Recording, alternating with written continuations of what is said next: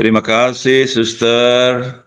Pertama-tama, apakah suara saya bisa didengar? Apakah muka saya tidak penting?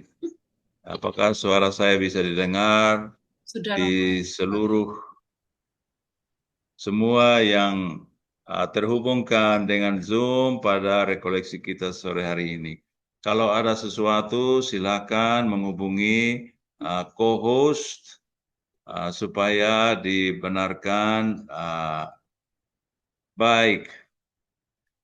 Pertama-tama saya mengucapkan selamat untuk semuanya, salam sejahtera bagi para saudara, saudari, para ibu, para bapak, anak-anak, semua orang yang kita layani dimanapun Anda semua berada.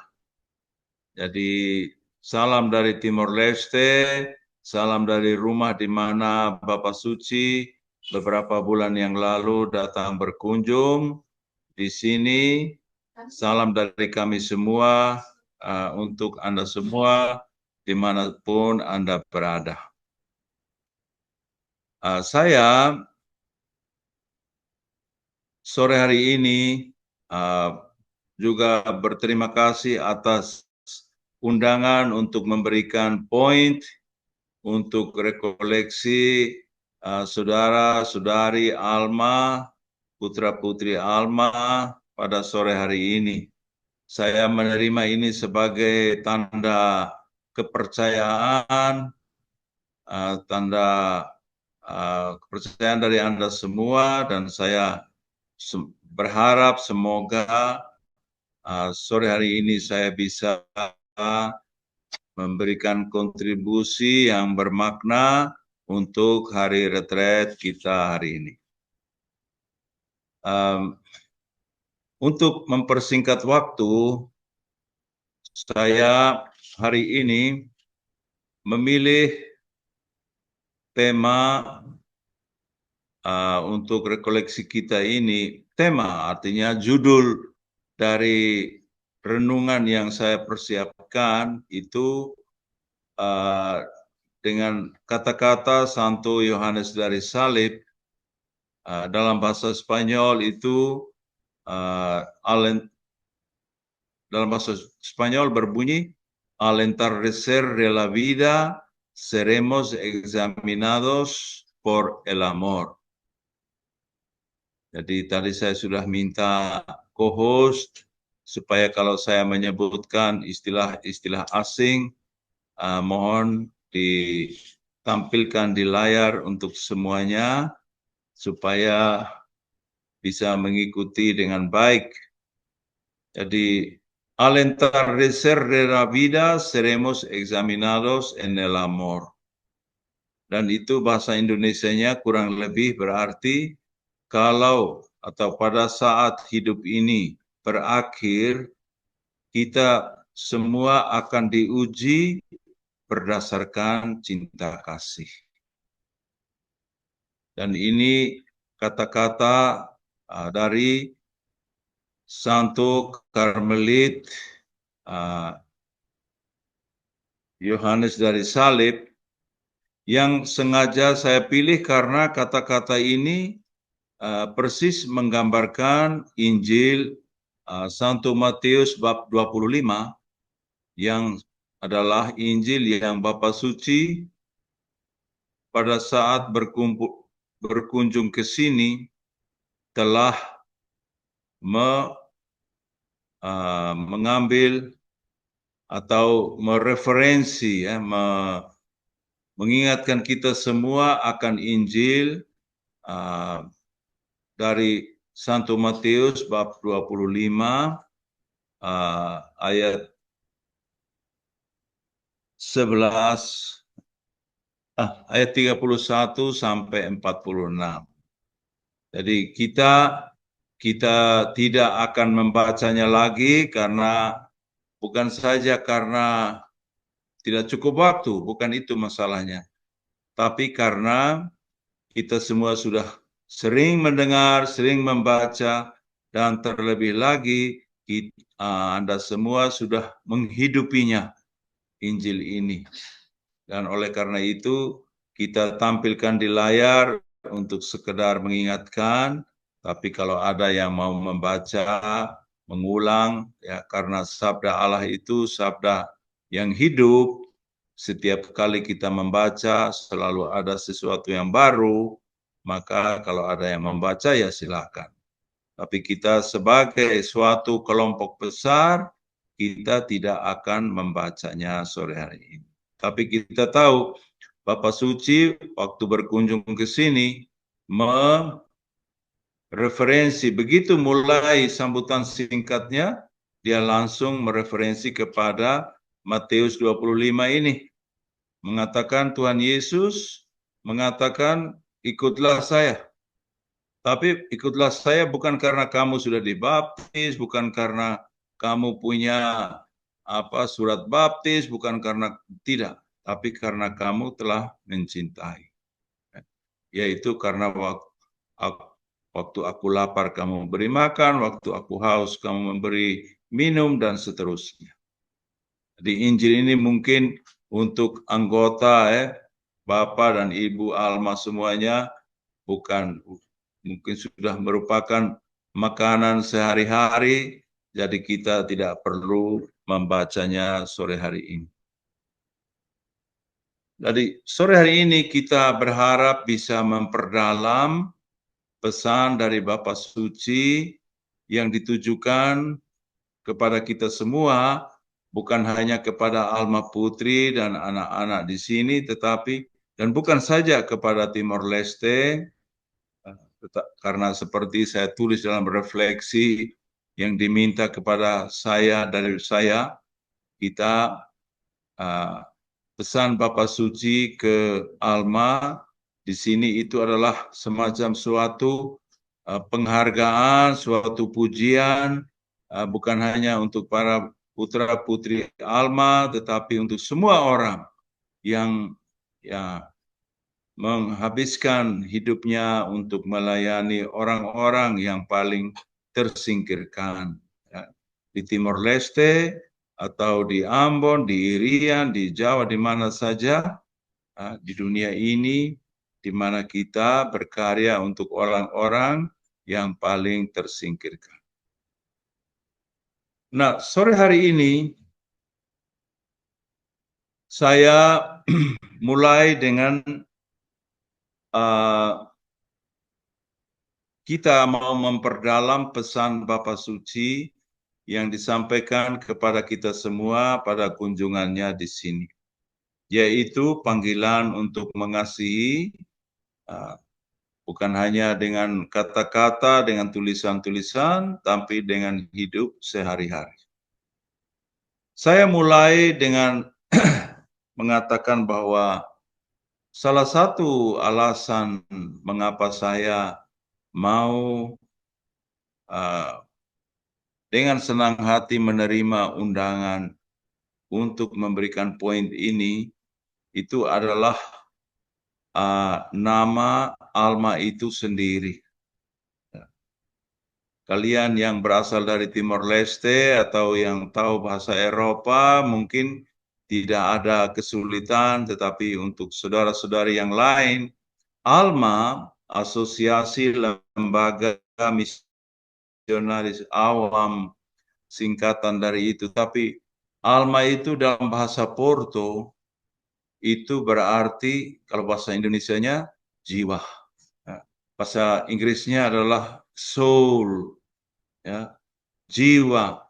Makanya poin kita yang pertama hari ini adalah alma, kalau dalam bahasa Porto itu alma de todas as leis, jiwa dari segala hukum. Jiwa dari segala hukum. Semua hukum. Orang Yahudi pada zaman Yesus itu punya hukum yang banyak sekali. Hukum yang ratusan hukum. Dan itu mengatur dari hal-hal yang paling besar sampai hal-hal yang paling sederhana seperti pergi ke pasar, pulang harus cuci tangan, seperti COVID itu. Tetapi hukum yang begitu banyak itu, manakah yang paling penting? Makanya dalam Injil kita menemukan ada orang yang bertanya kepada Yesus, itu manakah hukum yang paling utama? Dan Yesus memberikan hukum mencintai Allah dan mencintai sesama.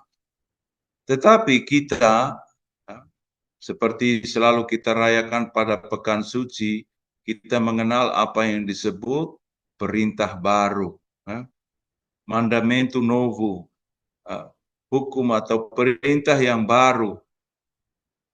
Dan itu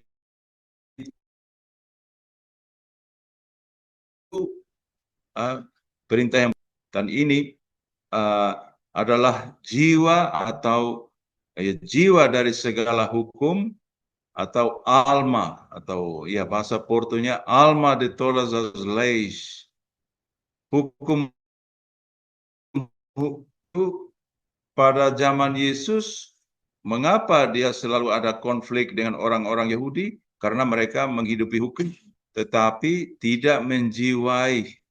Artinya kehilangan jiwa dari hukum itu, yaitu yang adalah yang disebut cinta kasih. Kita mengenal misalnya cerita mengenai orang Samaria yang baik hati.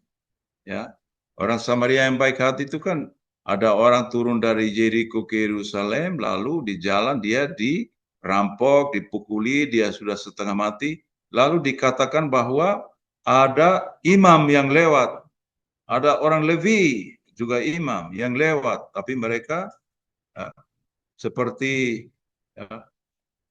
menghindari orang yang sedang sekarat itu. Kita bertanya, kenapa loh? Ini imam kok tidak menolong?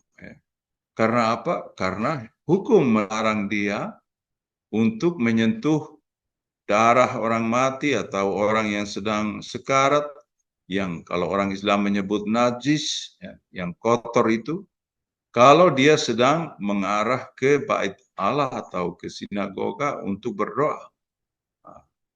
Makanya itu tradisi Semitik yang kalau orang Islam sekarang masih membuat yang disebut wudhu atau mencuci, membersihkan diri sebelum.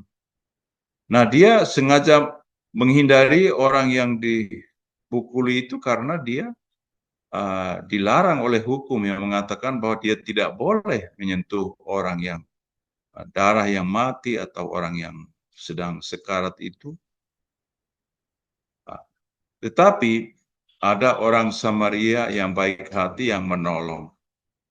Walaupun mereka berselisih, walaupun mereka pada dasarnya itu bermusuhan, tetapi dia tetap menolong. Nah, kita mengenal Santo Paulus mengajar kita dengan kata-kata besar, dalam bahasa Latinnya disebut Caritas Christi urget nos. Caritas Christi urget nos. Bahasa Indonesianya adalah kurang lebih cinta kasih Kristus mengharuskan kita. Mengharuskan apa? Cinta kasih Kristus mengharuskan saya untuk melanggar hukum yang lain. Karena apa? Karena ada hukum baru, karena ada perintah baru, karena ada hukum yang lebih besar atau jiwa dari segala hukum, yaitu yang disebut hukum cinta kasih. Itu hukum yang setiap tahun dalam Pekan Suci sekurang-kurangnya itu kita bernyanyi mengatakan, saya memberikan pada kamu hari ini hukum yang baru. Hendaklah kamu saling mengasihi. Caritas Christi urget nos ini, cinta kasih Kristus mengharuskan kita, mengharuskan saya untuk melanggar hukum yang lain. Karena hukum yang lain itu bobotnya kurang dibandingkan dengan hukum yang utama, yaitu hukum cinta kasih ini. Kita, Anda semua, saya, kita hidup membiara ini. Kita hidup membiara ini hidup, kalau menurut teologi hidup membiara itu disebut hidup mengikuti atau menghayati yang disebut nasihat-nasihat hidup membiara itu. Kita dalam Injil Markus bab 10 kita bertemu dengan seorang pemuda kaya yang datang berlari dari jauh bersujud di depan Yesus dan bertanya, apa yang harus saya buat supaya saya memperoleh hidup kekal? Dan Yesus mengatakan, ya kamu silakan itu. Jangan membunuh, jangan mencuri, hormati bapak ibu, dan seterusnya.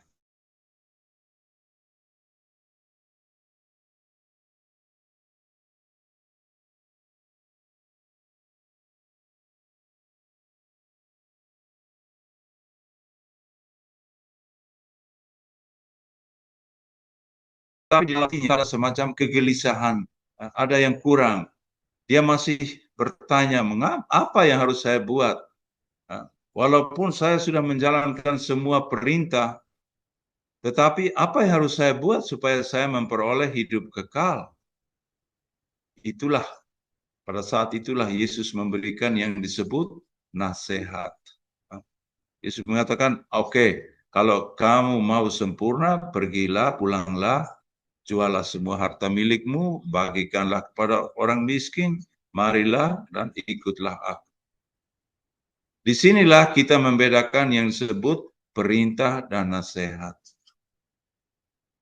Perintah atau hukum itu begitu banyak, tetapi kalau kita kehilangan jiwanya, kehilangan almanya, soul dari semua hukum, lalu tidak berarti apa-apa. Dan itu semua dalam hidup membiara kita tunjukkan dalam cara hidup kita. Kita seringkali tidak membedakan antara yang disebut, kalau bahasa Inggrisnya, being and doing. To be itu artinya, being and doing itu,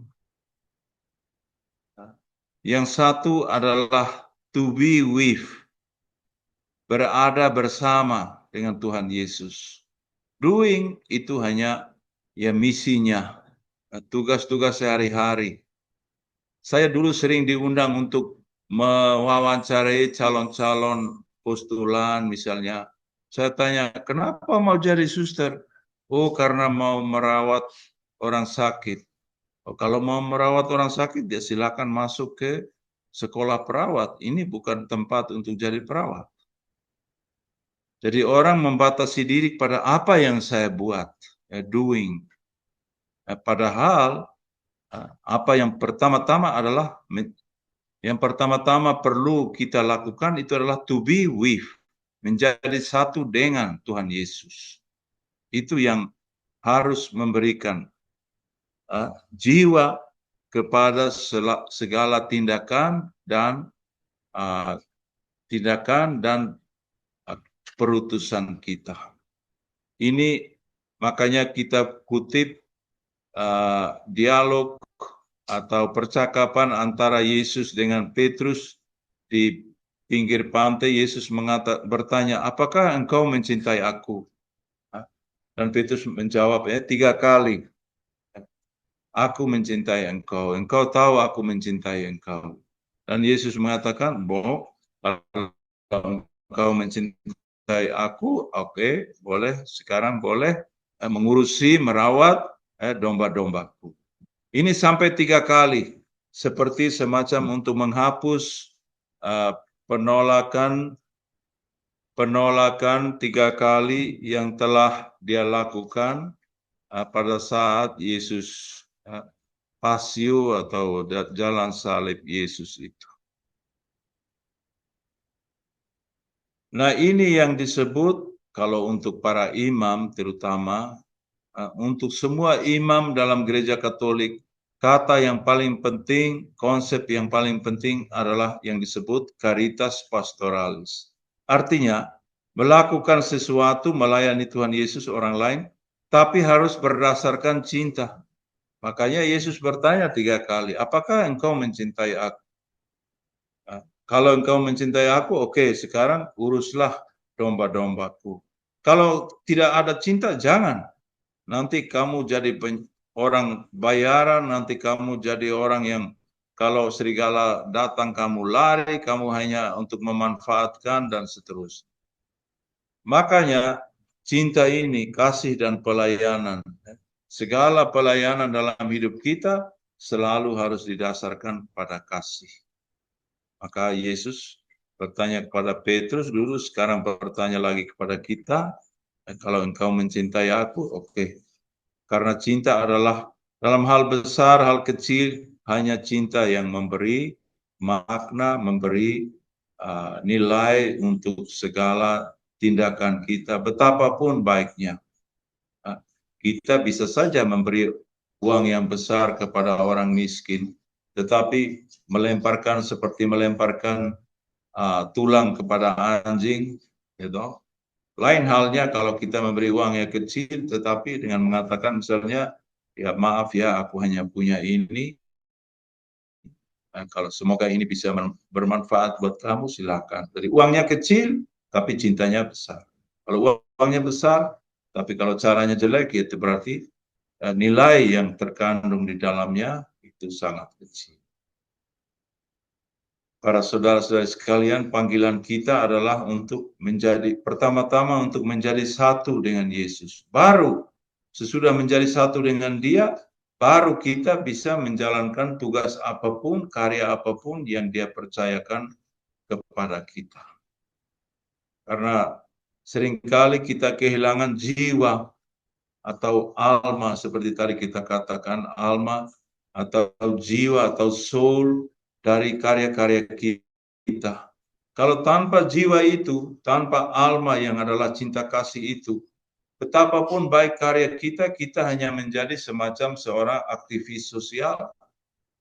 Orang aktivis sosial itu bisa dia percaya tidak percaya Tuhan juga bisa jadi aktivis sosial. Kita menjadi menunjukkan cinta kasih pada orang lain justru karena kita ini percaya kepada Allah, kita merasa kita ini menjadi tangan dan kaki Allah untuk meneruskan karyanya di dunia kita sekarang ini.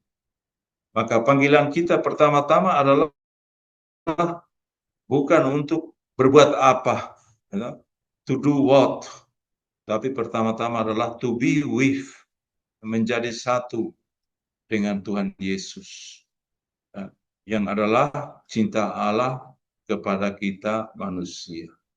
Misalnya dengan kaul kemurnian. Kaul kemurnian kita sibuk dengan apakah saya ini normal, apakah saya ini punya pacar, apakah saya ini nonton pornografi. Itu bukan ukuran pertama untuk kemurnian. Kemurnian itu ekspresi pertama dari kemurnian adalah doa harian.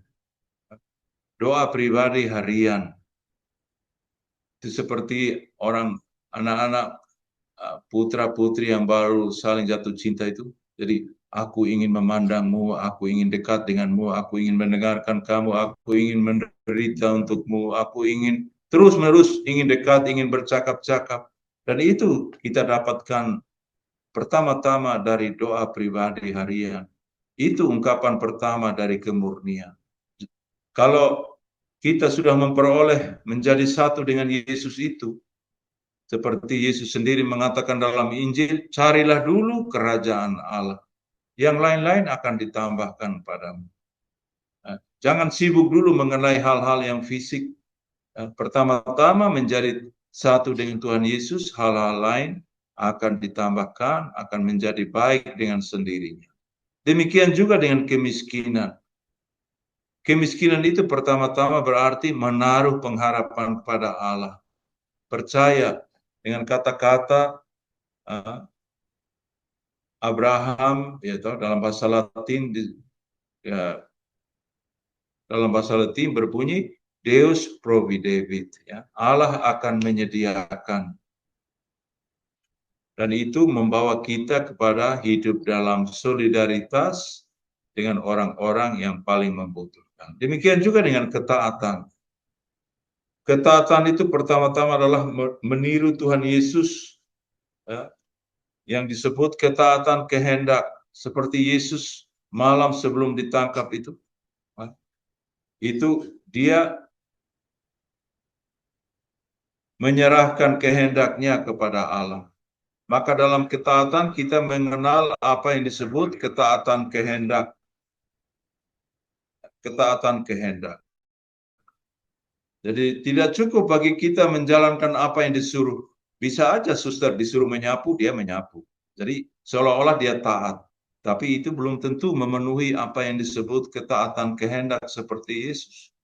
Ketaatan kehendak itu artinya aku menerima misi ini seperti kehendakku sendiri. Kita bisa saja menyapu, tapi dalam hati dia tidak tahu sapu, hanya suruh-suruh orang saja tiap hari hanya. Itu kan tangan saya, tubuh saya menjalankan tugas menyapu, tapi jiwa saya tidak menerima. Alma saya itu tidak menerima, tidak menjadi satu dengan pikiran.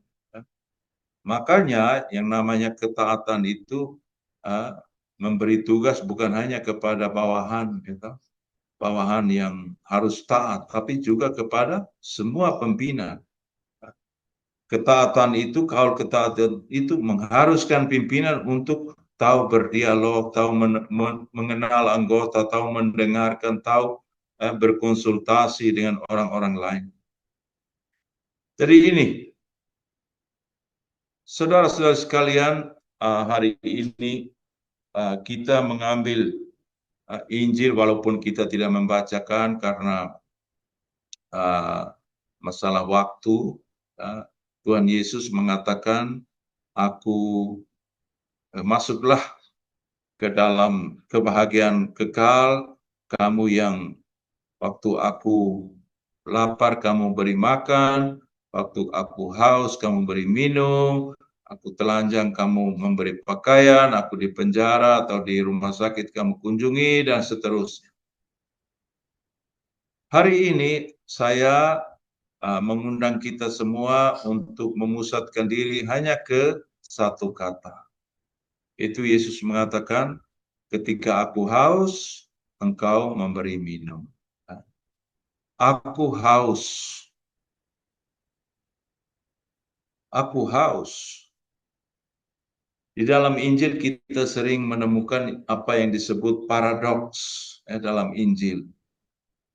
Paradoks dalam Injil itu misalnya dia itu Allah, tapi malah dibilangkan, kamu dengan kekuatan Beelzebul itu kamu usir setan-setan. Justru sebaliknya, dia yang tersalib, dia yang adalah tokoh utama dari Pekan Suci yang kita rayakan, oleh para rasul malah dibilang, jangan-jangan kamu satu-satunya orang asing di sini yang tidak tahu apa yang terjadi selama ini.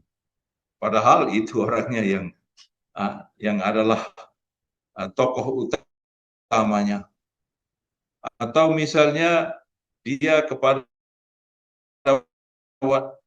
perempuan dari Samaria, dia yang mewahyukan diri sebagai akulah air hidup, justru dia yang haus. Dia yang adalah sumber segala hidup, justru yang menerima kematian di salib. Nah, hari ini kita menemukan kata-kata ini. Aku haus. Dia yang adalah sumber air hidup itu, yang mengatakan kepada kita, kepada wanita perempuan Samaritana, siapa yang minum air ini, bukan saja hausnya akan hilang, tetapi dari dalam dirinya akan mengalir suatu sumber air yang mengalir ke hidup kekal. Hari ini kita bertemu dengan kata ini.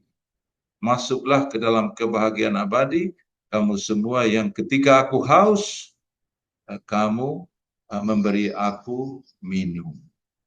Dia yang adalah air kehidupan itu, dia yang di atas salib mengatakan, aku haus. Saudara-saudari sekalian, dalam kunjungannya ke Timor Leste, di antara banyak hal yang begitu baik, begitu penting, begitu menarik, begitu indah juga, misalnya dia mengatakan, kalian semua adalah wanginya Kristus, wewangian Kristus di dunia. Ketika dia berbicara kepada seluruh gereja, dia mengatakan, bahwa semua yang, kalau bahasa Portunya, periferia. Periferia itu artinya periphery, bahasa Inggrisnya pinggiran. Orang yang pinggiran, itu karena Timor Leste ini kan dalam sejarah kuno itu disebut Timor Finisterre. Timor Finisterre itu artinya Timor ini adalah ujung dunia. Sesudah kita nggak ada lagi yang lain, hanya samudra. Dan dia mengatakan di dalam Injil, Tuhan Yesus memberi perhatian besar kepada semua yang di pinggiran. Semua yang pinggiran itu yang justru menjadi pusat bagi dia. Dan ini dikatakan di Timor Leste, ini saya kira kalau di Indonesia juga bukan hal yang baru karena presiden yang sebelum ini Pak Jokowi itu kan politiknya kan politik yang namanya, kalau orang Jawa mengatakan makan bubur itu. Makan bubur itu kan mulainya dari pinggir. Dari pinggiran itu yang dingin duluan itu. Nah, dia pembangunannya mulai dari pinggir, dari Irian, dari tempat-tempat yang paling terpelosok. Kita, Timor Leste, kalau dilihat dari segala pusat dunia, pusat ekonomi, pusat politik, pusat iman, ini adalah suatu pinggiran. Dan kita semua dalam tugas-tugas Anda, tugas-tugas kita memberi perhatian pertama kepada orang-orang di periferia, orang-orang pinggiran, orang-orang yang bukan pinggiran, orang-orang yang dipinggirkan. Dan dunia kita ini sekarang penuh dengan yang disebut kompetisi. Penuh dengan kompetisi, siapa yang paling hebat, siapa yang paling kaya, siapa yang paling ganteng, paling cantik. Dan itu kalau sudah dipilih siapa yang paling, yang lain tersisihkan ke pinggir jalan. Dunia ini sejak dulu ada seperti COVID yang permanen gitu. COVID itu kan kalau orang mengatakan dicurigai ya, sekurang-kurangnya. Dicurigai adalah sesuatu yang diciptakan untuk menyingkirkan orang-orang yang lemah. Orang-orang yang menderita penyakit berat, yang tidak bisa kontribusi untuk ekonomi, orang-orang yang di atas 60-70 tahun, juga sudah tidak berguna untuk ekonomi, tidak berguna untuk kemajuan, untuk teknologi, itu disingkirkan. Ini bukan hal yang baru, karena dari dulu, ya, para ahli biologi misalnya sudah mengatakan bahwa dunia ini berlangsung berdasarkan apa yang dalam biologi disebut survival of the fittest. Siapa yang paling kuat, dia itu yang bertahan. Nah, semua yang lemah disingkirkan. Dan ini adalah logika industri, logika kita manusia yang penuh dosa ini. Tapi kita tahu, ini bukan logika Allah. Logika Allah seperti Bapak Suci mengatakan itu, mulai dari yang pinggiran, mulai dari yang tersingkirkan, mulai dari orang-orang yang dipinggirkan oleh kemajuan seperti Bartimeus itu. Di zaman Yesus, ya, Bartimeus kita ingat ceritanya, Yesus berjalan dari kota ke kota, desa ke desa, lalu dia lewat di kota mana itu, lalu ada Bartimeus yang miskin dan sakit di pinggir jalan, dan dia memanggil Yesus. Kita sangat menghargai Yesus yang sibuk berjalan dari satu desa ke desa yang lain, tapi dia berhenti. Dia tidak terus berlomba, tidak terus berjalan, tapi dia berhenti dan memberi perhatian kepada Bartimeus. Hidup kita melayani banyak sekali orang seperti Bartimeus, orang-orang yang di periferia, orang-orang yang terpinggirkan. Zaman sekarang siapa yang paling banyak terpinggirkan? Jelas, pertama-tama orang-orang yang cacat fisik, ya, seperti anak-anak, adik-adik kita di sini, di Al-Madili ini, ada yang tanpa penglihatan, ada yang tanpa tangan, itu yang menyampaikan bunga untuk memberi selamat datang kepada Bapak Suci, Aldo, itu kan terlahir tanpa tangan dua-duanya. Jadi kita, hidup kita berikan untuk orang-orang seperti itu. Tapi ada orang-orang lain yang juga hidup dalam periferia, hidup di pinggiran, hidup yang disingkirkan oleh kemajuan, oleh teknologi, oleh masyarakat modern dewasa ini. Orang-orang yang hidup dengan kehampaan, hidup dengan kekosongan afektif yang paling dalam. Orang-orang yang kita tahu bahwa apa yang paling memberi makna pada hidup seseorang adalah perasaan diterima, dicintai, dihargai, itu semua. Sekali orang itu tidak memperoleh itu, dia hidup dalam kekosongan afektif yang mendalam. Kita mengamati dalam masyarakat, orang-orang yang menimbulkan masalah dalam masyarakat kita, dalam komunitas kita, dalam karya kita. Cek saja, itu orang-orang yang sudah mengalami pengalaman tidak dicintai, tidak diterima, tidak dihargai. Ada semacam kekosongan afektif yang mendalam, yang terus-menerus minta untuk diisi, minta untuk diterima, dihargai, dan seterusnya. Jadi karya kita sekarang, kita menghadapi semacam kemanusiaan yang terluka. Saya dulu dalam retret, kita mengkontemplasikan pada pekan Yesus sengsara, Yesus sesudah dipukuli dan Pilatus mempresentasikan dia kepada orang banyak. Dia mengatakan, lihatlah manusia itu, ecce homo. Tetapi saya mendengarnya seperti kata-kata, lihatlah kemanusiaan itu. Lihatlah kita, humanity, kemanusiaan kita ini. Sejarah manusia ini yang ditulis dengan darah dan air mata. Sejarah yang membutuhkan aku.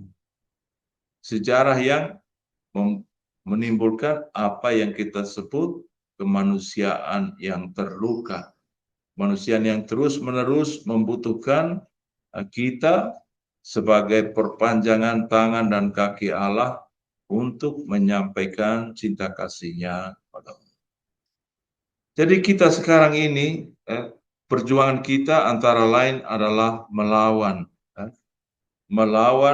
mentalitas teknologi dan manusia modern yang mau secara sengaja atau tidak, secara pribadi atau secara struktural, itu mau menyingkirkan, menaruh di pinggiran orang-orang yang dinilai tidak berguna, orang-orang yang lemah, orang-orang yang hanya memberi beban, menghambat langkah kita, orang-orang seperti Bartimeus yang seperti menghambat perjalanan Tuhan Yesus. Tapi Tuhan Yesus tidak begitu.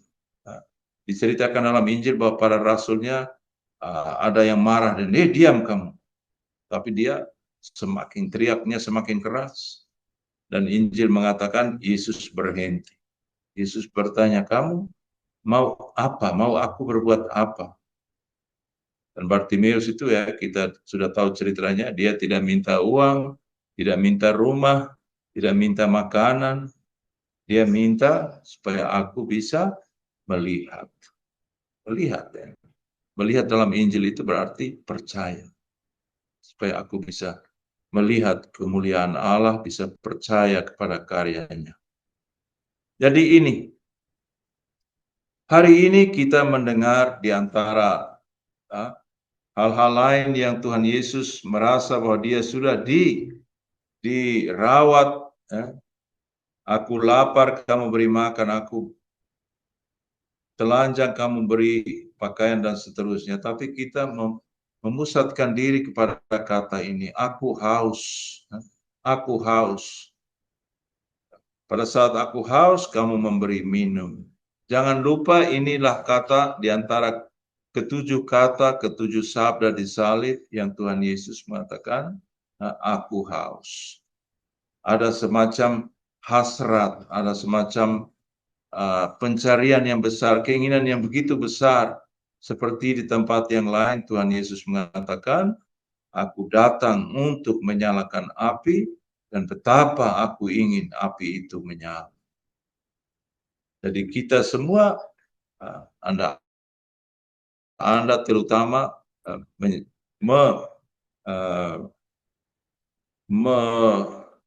menjawab, bereaksi yang positif kepada apa yang diucapkan Tuhan Yesus dalam Injil yang kita pakai hari ini, Injil yang direferensi oleh Bapak Paus dalam kunjungannya ke sini, mengkontemplasikan Tuhan Yesus di kayu salib yang mengatakan, aku haus. Aku haus itu mengingatkan kita akan dunia yang sangat membutuhkan dewasa ini. Dunia yang kalau kita tidak tidak terjun dan ikut, bahasa Jawanya cawe-cawe, Anda ikut terjun di dalam itu, ini mereka sungguh-sungguh akan disingkirkan, dianggap tidak eksis, dianggap tidak penting, dan sebaliknya menghambat kemajuan. Dan oleh karena itu, saya memanfaatkan kesempatan ini untuk memberikan selamat, untuk bersyukur, seperti pada refleksi yang Suster Ibu Gertrudis minta saya menulis untuk majalah atau untuk di pusat itu, saya mengatakan bahwa kunjungan Bapak Suci ke Al-Madili itu bukan hanya untuk Al-Madili. Ini adalah suatu bentuk apresiasi dan memberi semangat untuk semua orang yang sehari-harinya memberikan hidupnya untuk merawat orang-orang yang disingkirkan, orang-orang yang dipinggirkan oleh dunia modern dewasa ini. Banyak orang, meski secara fisik itu lengkap, ya, fisiknya, tetapi ada kehampaan besar, ada kekosongan besar, ada solitude, merasa sendiri di tengah orang banyak, ya, yang tidak punya teman, tidak punya masa depan, tidak punya apa-apa. Dan itu orang-orang terpinggirkan yang kita menjadi perhatian Bapak Suci sejak awal masa kepausannya sampai sekarang. Nah,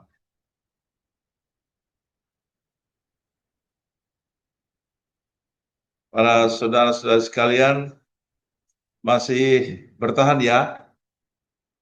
Tarik. Ini saya minum anggur dulu, anggur.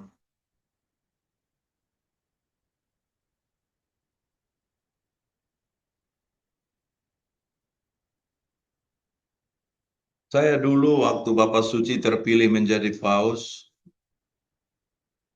saya merasa kecewa dengan seorang suster yang saya ketemu di jalan lalu dia mengatakan, oh Romo, profisiat ya, partaimu memenangkan pemilu. Saya bilang ini suster ini tidak tahu amat. Saya tentu saja saya senang ini Kardinal Bergoglio ini yang saya kenal baik karena di Roma dia itu dulu provinsial Argentina, ada bruder Yesuit dua yang kembar. Jadi dia bilang supaya untuk mengurangi kebingungan dia mengirim satu ke Roma. Namanya Mario Raus. Maka dia setiap kali di Roma selalu mengunjungi Mario ini yang satu komunitas dengan saya. Maka kadang-kadang kita pergi minum kopi, makan es krim dan seterusnya. Saya tentu saja senang dia terpilih menjadi paus. Bukan karena dia Yesuit. Bukan karena dia Yesuit maka saya senang. Saya senang dia terpilih menjadi paus karena dia memilih nama Fransiskus. Dia memilih nama Fransiskus.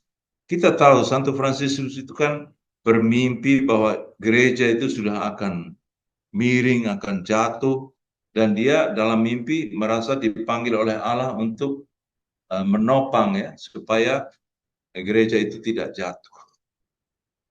Dan dia memilih nama itu. Dan gereja, kita tidak mau gereja jatuh, tidak. Tapi gereja sudah banyak tahun yang suka sekali menghasilkan dokumen-dokumen besar, suka mengajar dogma-dogma yang besar, itu yang juga penting. Tapi itu sudah ratusan ribuan tahun ajaran-ajaran itu. Santo Bapak Suci sesudah terpilih, pusat perhatiannya adalah cukuplah dengan rumusan-rumusan, tulisan-tulisan dogma. Sekarang adalah saatnya untuk menghayati, saatnya untuk menghidupi ajaran-ajaran itu. Makanya kita pada zaman kepausannya ya kita memperoleh beberapa ensiklik, beberapa ajaran kepausan, tetapi intinya adalah selalu mengajak kita untuk hidup yang praktis, untuk hidup. Karena itu, compassion atau belas kasih di antara nilai yang paling menggambarkan kehidupan Paus. Kalau dia datang ke Timor Leste, datang berkunjung Alma, dengan karyanya yang seperti ini, melayani orang-orang yang paling tidak sengaja mau disingkirkan oleh masyarakat modern dewasa ini, itu persis menunjukkan apa yang paling penting pada masa kepausannya, yaitu yang adalah compassion. Kita mengenal dia sebagai kardinal, sebagai paus, dia memilih moto. Moto itu dalam bahasa Latinnya, motonya Bapak Suci itu adalah miserando atque eligendo. Kurang lebih, kalau dalam bahasa Indonesia kurang lebih berarti justru karena dia berbelas kasih, itulah makanya dia memilih. Miserando atque eligendo. Ini adalah berasal dari renungan Santo Beda, merenungkan Injil panggilan kepada Levi. Yesus memandang dia yang duduk di tempat pemungut cukai itu dan memandang dia, berbelas kasih kepadanya dan memilih memanggil dia. Dan compassion ini yang dihidupi oleh Bapak Suci, yang selalu diwariskan atau disemangatkan atau apa istilahnya kepada seluruh gereja, termasuk dalam kunjungannya kepada kita semua di komunitas Alma di Dili. Saudara-saudara sekalian, kita sekarang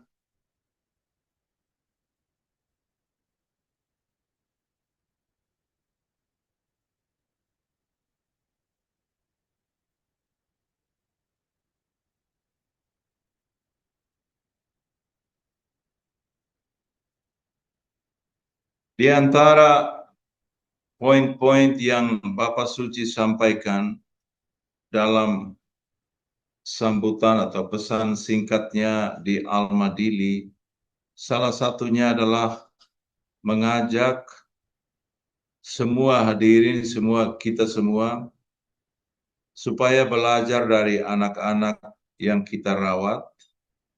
Belajar apa?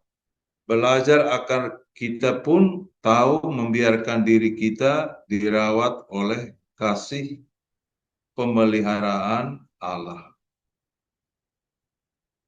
Kita semua juga perlu bukan hanya merawat, kita juga dipanggil untuk belajar dari mereka, belajar terutama untuk membiarkan diri kita dirawat, dipelihara oleh Allah sendiri.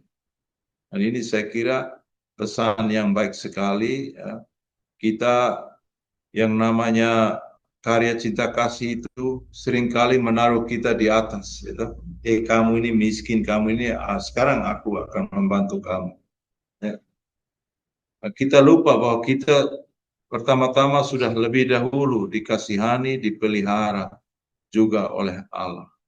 Dan itu persis apa ingin mau saya sebut dengan istilah mistik sang gembala terluka. Mistik sang gembala yang terluka itu Tuhan Yesus, kalau Mazmur mengatakan oleh bilur-bilurnya kita disembuhkan. Dia justru dengan lukanya, justru dengan kesengsaraannya, dia menolong kita. Kita tidak menunggu untuk menjadi orang yang sempurna dulu, tidak menunggu untuk menjadi orang yang tidak punya masalah apapun, baru bisa kita menolong orang lain. Kita sendiri adalah orang-orang yang membawa luka di dalam diri kita. Kita membawa macam-macam trauma di dalam diri kita, di mana kita tidak menunggu bahwa kita menjadi orang yang sempurna dulu, sembuh dulu. Kita justru dengan kekurangan yang kita bawa dalam diri kita, kita tetap menjadi orang yang diutus. Karena kita tahu bahwa dalam kekurangan, dalam kurang sempurnaan kita, Allah mengasihani kita dan Allah memelihara kita. Itu yang membuat kita bukan hanya percaya kepada Allah, tetapi juga percaya diri. Percaya bahwa di dalam diri saya ada rahmat yang lebih dari cukup yang telah diberikan oleh Allah supaya kita memakai untuk melayani orang lain. Karisma yang kita punya. Karisma. Karisma itu akar katanya sama dengan karitas. Karis. Makanya karisma itu hanya karisma kalau dipakai untuk melayani orang lain. Kalau karisma hanya dipakai sendiri, itu bukan karisma. Gitu. Ada orang yang pintar menyanyi, tapi disuruh menyanyi mazmur di misa, tidak mau. Dia menyanyinya di kamar mandi, di dapur, di jalan-jalan. Nah, itu bukan karisma namanya. Karisma itu hanya karisma kalau dipakai untuk melayani orang lain. Kita semua percaya bahwa di dalam diri kita, kita penuh pengharapan bahwa Tuhan memberi lebih dari cukup. Walaupun kecil, walaupun kita lihat seperti tidak cukup, kecil dan tidak berguna, tetapi kalau kita menyerahkan di tangan Allah, apa yang kecil dari kita itu berubah menjadi mukjizat, berubah menjadi faedah untuk banyak orang. Dan itu persis apa yang terjadi dalam mukjizat pergandaan roti, multiplication of bread. Itu terutama yang versi Santo Yohanes itu kan ada 5.000 orang, bukan hanya 5.000 itu banyak, tapi dikatakan 5.000 semua laki-laki. Itu semua yang makan besar itu ada di sana. Dan itu tiba-tiba ada yang mengatakan, oh di sini ada satu orang anak yang punya 5 ikan 2 roti. Aduh, 5 ikan 2 roti itu cukup untuk siapa? Untuk orang timur yang makan besar 5 roti 2 ikan tidak cukup. Tetapi apa yang kecil, apa yang seolah-olah tidak berguna, kalau kita menyerahkan kepada tangan Allah, di tangan Yesus dia berubah menjadi mukjizat, menjadi faedah, menjadi berguna untuk orang yang banyak sekali. Dan itu dengan kata mistik sang gembala terluka, saya ingin menarik perhatian kita juga kepada apa yang disebut, kalau bahasa Inggrisnya, self-care. Perawatan diri lah, mungkin bahasa Indonesia yang baik. Tahu merawat diri, tahu batas, tahu beristirahat, tahu saatnya untuk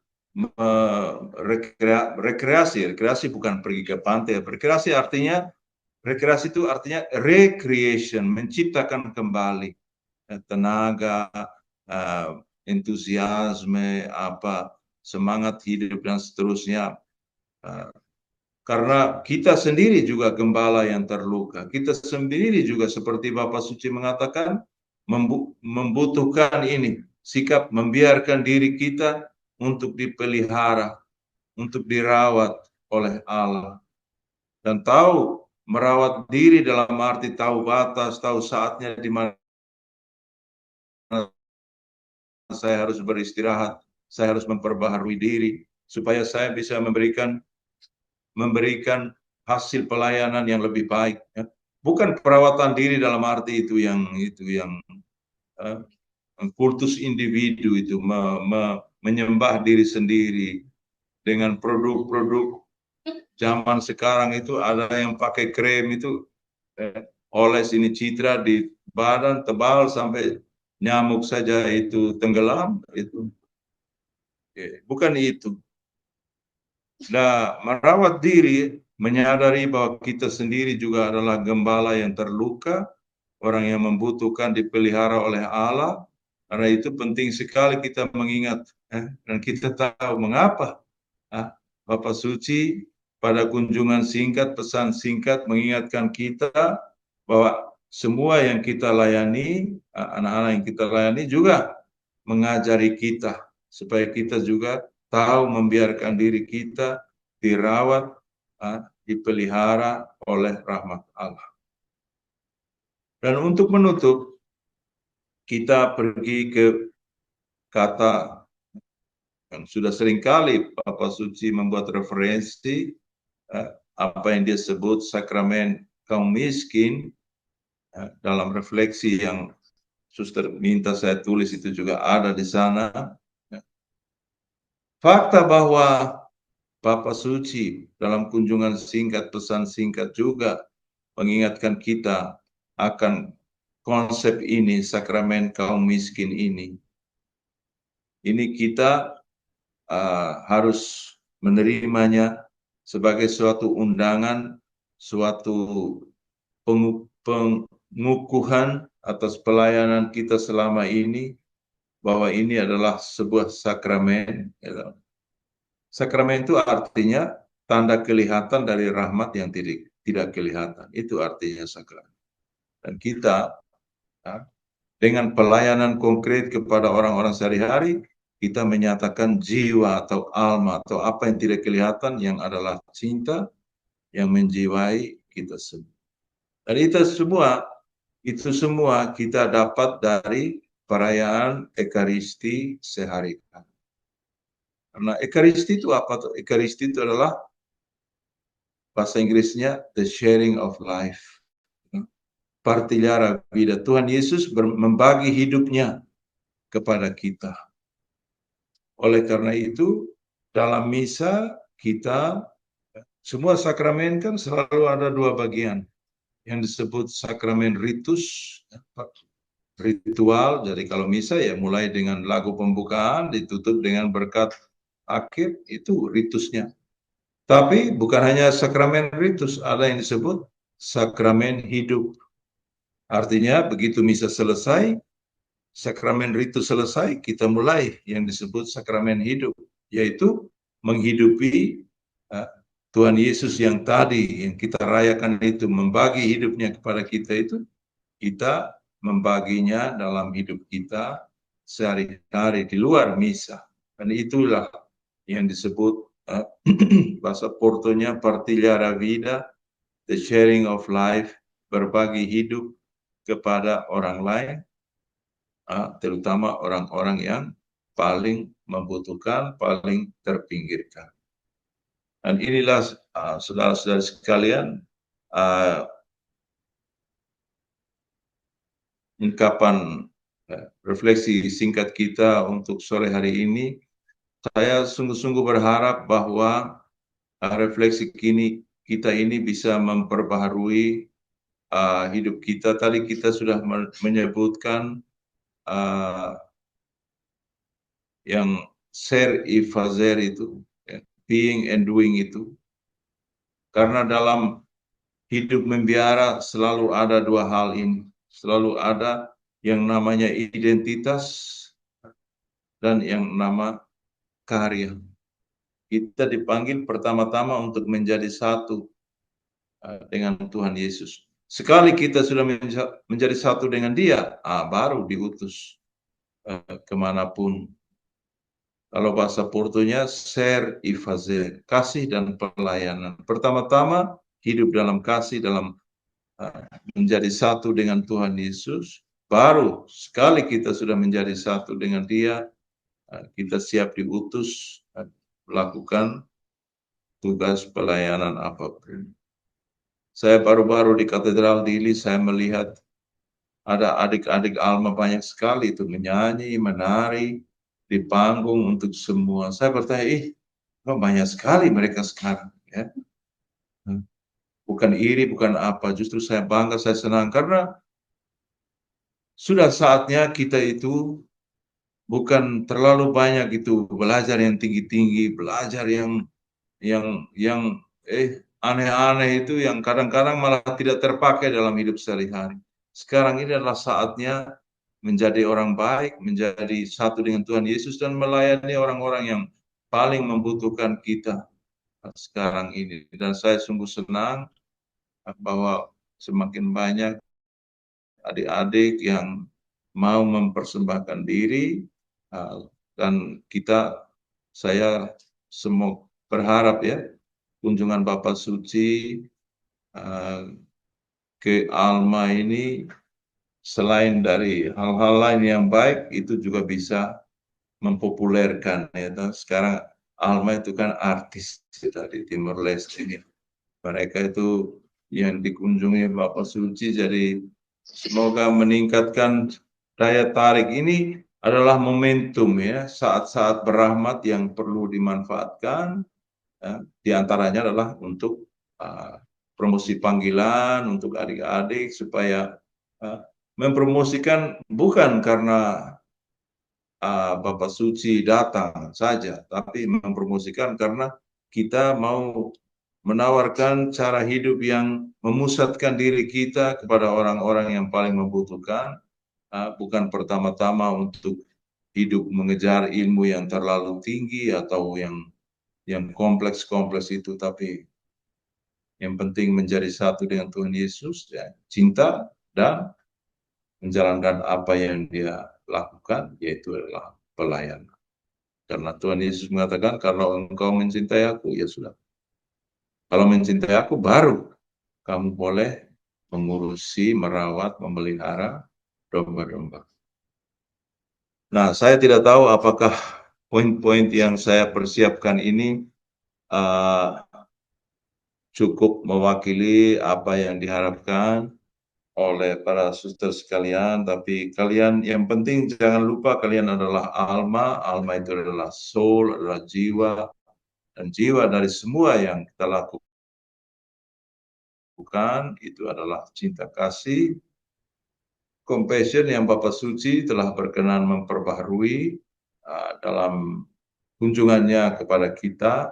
Dan pada akhir renungan saya menawarkan 3 pertanyaan untuk kita semua. Ini sudah jam 7.30 di sini. Saudara-saudara di Irian mungkin sudah 8.30. Jadi saya menawarkan 3 pertanyaan untuk renungan, untuk kelompok atau untuk pribadi. Jadi pertama, apa yang paling menyentuh aku dalam renungan ini? Atau di mana aku memperoleh penghiburan rohani yang terdalam dari renungan kita sore hari ini?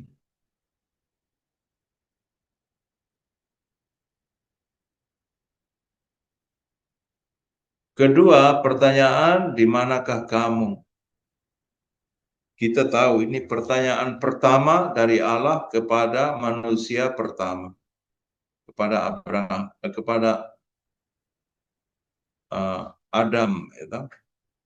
Sesudah dia dengan Hawa jatuh ke dalam dosa, mereka bersembunyi, Tuhan Allah datang, dia bersembunyi, dan Tuhan Allah mengatakan, di manakah kamu?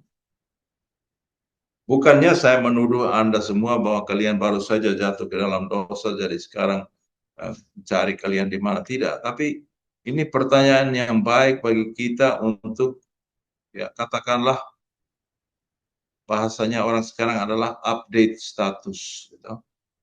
Kita perlu update status. Sekarang status saya itu bagaimana? Berdasarkan poin-poin yang dalam renungan ini, kalau kita pakai ini sebagai tolok ukur, berapa nilai yang kuberikan kepada kualitas mengasihiku selama ini? Kalau dari 0 sampai 10 itu, aku itu nilainya 9 atau 10, atau malahan 3 atau 4. Kalau kita bertanya di manakah kamu, itu kan pertama-tama kita harus tahu bahwa kita itu arahnya kemana. Kalau di Timor Leste misalnya saya mau ke Baucau, ditanya kamu di mana, saya di Manatutu, itu artinya aku kurang lebih sudah setengah jalan. Gitu. Kalau baru sampai di Bekora berarti oh ini baru mulai, aku masih jauh sekali dari tujuan. Jadi kalau kita tahu mana ideal kita dalam mengikuti Tuhan Yesus, menghidupi alma, menghidupi jiwa, cinta kasih itu, kita bisa menjawab pertanyaan di manakah aku. Kalau kita tidak tahu kemana kita mau pergi, arahnya tujuannya kemana, ditanya kamu di mana? Enggak tahu. Aku pokoknya asal jalan aja. Enggak punya tujuan, enggak punya arah. Jadi ideal kita adalah mengikuti Tuhan Yesus yang compassionate, dia yang bertemu Bartimeus, dia yang mengatakan aku haus, itu semua. Dan kita kalau memandang ini sebagai ideal kita, kita bisa menjawab, aku ini sudah dekat atau jauh. Kalau sudah dekat, aku bersyukur. Artinya aku lebih banyak consolation, penghiburan rohaninya dalam menghayati hidupku, melayani orang-orang yang terpinggirkan itu, daripada kesedihan rohani atau desolation. Itu artinya kualitasku sudah masih bisa diperbaiki, tapi sudah jalan. Terakhir adalah apa komitmen yang muncul sekarang ini untuk kita. Untuk provinsi, untuk komunitas, untuk pribadi. Dan itu mungkin tidak bisa dijawab dalam renungan dengan satu hari rekoleksi, ya toh. Tapi untuk satu hari rekoleksi mungkin dimulai dengan apa yang pribadi, ya toh. Apa yang pribadi, kalau dari renungan ini kita semua diberi ideal, diberi tolok ukur, kita bisa bertanya, kalau demikian, ya, apa yang saya syukuri dalam diri saya dan apa yang sekiranya masih perlu saya perbaiki, saya tingkatkan dalam hari-hari yang akan datang. Jadi demikianlah apa yang saya persiapkan untuk kita semua dalam rekoleksi bulanan kita hari ini. Saya tidak tahu selanjutnya apakah cukup demikian atau apakah ada dialog, pertanyaan atau apa, persilakan. Terima kasih banyak, selamat malam, selamat sore.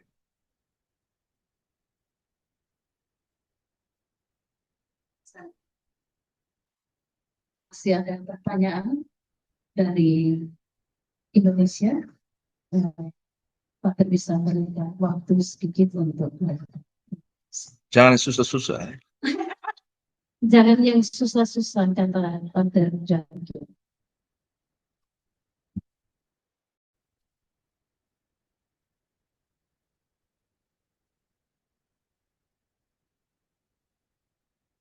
Silakan kalau ada yang ingin bertanya, kami beri waktu. Kalau tidak ada jangan paksa.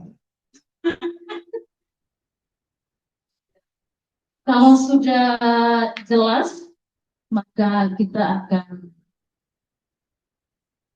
mengakhiri rekoleksi kita pada malam hari ini. Mungkin ada yang mau bertanya.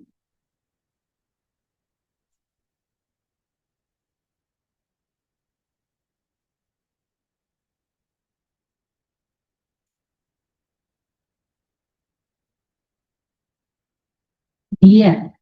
Ulog yun ay may tagabes sa banay maromat, liliw itabasa lima tototo, may tabasa lima ba ang ujot, kim eswi, nebe partilha ou ser experiência, tu tema nebe ita hita iha tinang idane, niliu ho mensagem nebe visita sua santidade Papa, mai timor, mai visita ida alma. Tamane amo ami agradeço teves. Vou partilhar né sempre forno na fati ami no dar alma. Nebe serviva la baik deficiência ou la baik tipo eu iha minha congregação no mosi hai mahuto nebe ami hasuru anesa kohina mulihan kata sai Cristo nya morim ba igreja no mosai Cristo nya morim ba mundo nebe sa sempura tebes mos biusia a sua santidade Papa. Nós me agradecemos para amo por experiência, no inspiração nebe amo partilha, por exemplo nebe fura tebes ba ami, no dar alma nebe balo foi sai, no mos nebe junior, no votos perpetua, etang nebe ia tebes sai bukai ba ami nemuris loronian. Dan nebe makohinam faheona, sai isang bot ba ami, atau ami aprende dia liutan, no ide nebe maksi nehela kata amise esforço na fating atau aprender diutar. Tambane amo obrigadoan batempo amo ne dome no lara luat ne be fahiwa ami. No tuirma kasirona husi maneresia pamane ang kontentu. Terima kasih. Kami menyampaikan syukur dan terima kasih kepada Pater Joaquin Sarmento SY yang sudah bersedia untuk menerima undangan kami dan memberi rekoleksi kepada kami semua, baik di Timor Leste maupun di Indonesia. Dan terima kasih karena kami mendapat wejangan, terutama dari Bapak Suci yang luar biasa untuk kami dan mengingatkan kami agar kami tetap setia dan mencintai karya pelayanan ini kemanapun kami anggota ALMA diutus. Sekali lagi dari tempat ini kami menyampaikan makasih, terutama kami mewakili yang pertama pimpinan umum Alma Putri yang ada di Indonesia bersama Dewan, juga Romo pembimbing rohani Alma, Romo Adi CM, dan seluruh anggota Alma, baik di Timor Leste maupun Indonesia, menyampaikan terima kasih banyak kepada Pater Joaquin SY yang sudah bersedia bersama-sama dengan kami kurang lebih 1,5 jam untuk meluangkan waktunya untuk kami.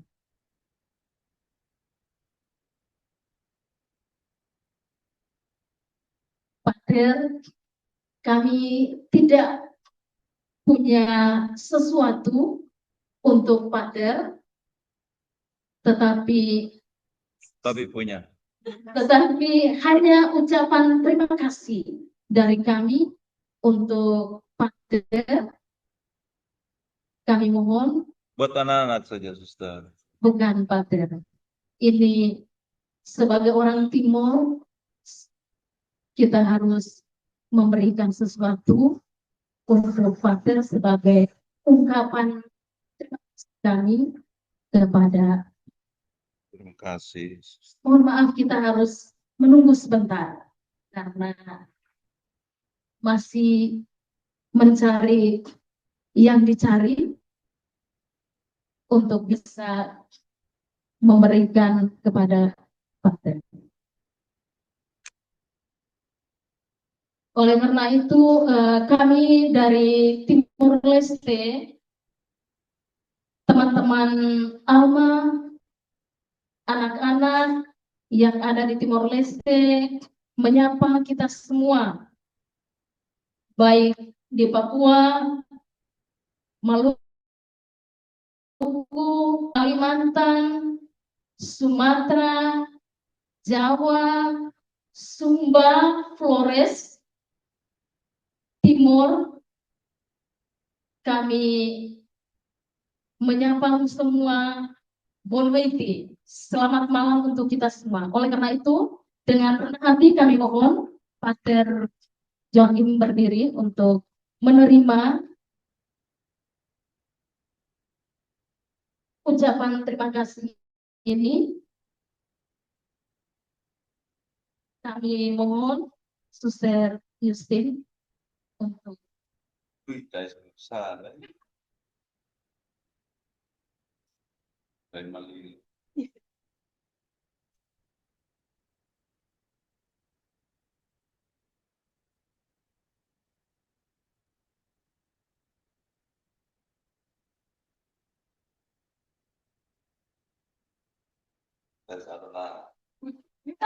Iya, mai tabasa imam ba amo.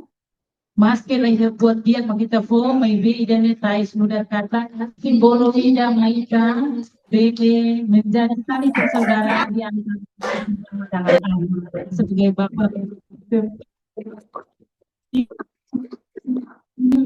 rohani maupun untuk itu, untuk menutup segala kegiatan kita dari awal, tengahan hingga akhir ini, kami memohon bensa berkat dari Allah.